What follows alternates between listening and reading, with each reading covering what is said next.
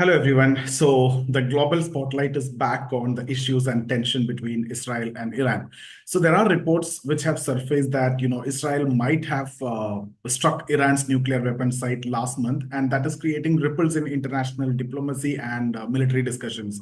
Satellite images, the anonymous confirmations, and various reactions from global leaders all hint at a significant covert operation. But the question is it really true? Did Israel actually target Iran's nuclear facility? Or are these just unverified reports designed just to stoke speculation? So, in today's video, in this session, we will be understanding the details, we'll be dissecting the details, we'll be exploring the satellite evidence also, and we'll analyze Iran's muted response, and we'll also try to assess the geopolitical implication. So, guys, stay with me, and we are going to uncover the truth behind these gripping headlines.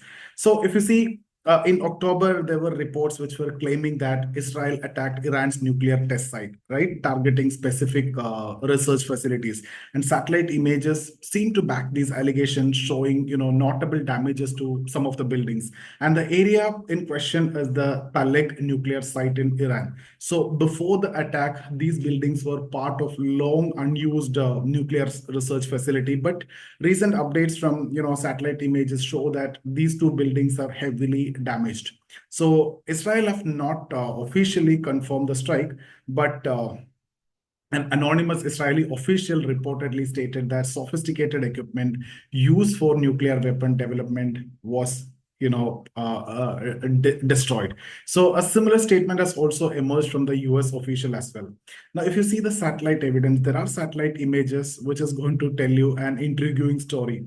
In the updated visuals, which you can see again in many videos, the affected buildings appear completely demolished, and experts argue that such precision damage indicates a possible strike, especially since these buildings were part of Iran's nuclear research. Unless there is another plausible explanation, like a sudden large-scale reconstruction, the evidence strongly suggests an attack only. But Israel official stands remain silent in this and leaving room for speculation. So even the UN's atomic chief refrained from outright confirmation, but emphasized that attacks on nuclear site carry risk of civilian harm.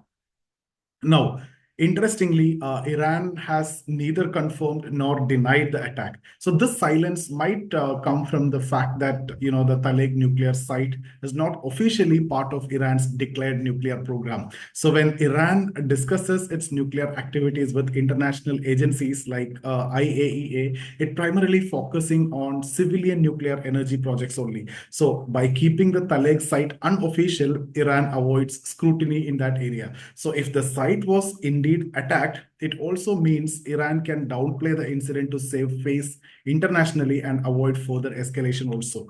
Now, what could be Israel's motivation? Why would Israel target this particular site? So if you see, Prime Minister Benjamin Netanyahu has long viewed Iran's nuclear ambition as a direct threat to Israel's security. So the Tallegh site, even if it is unofficial, might have been as a hub for potential nuclear weapon development. So Israel likely saw it as a proactive move to curb Iran's nuclear progress. So there are no concrete confirmation or evidence, but this fits Israel's broader strategy of preemptively dismantling the perceived threats to its national security. Now, the Trump factor, if you bring in, see, this is actually adding another layer of complexity. The U.S. president, the newly elected U.S. president Donald Trump,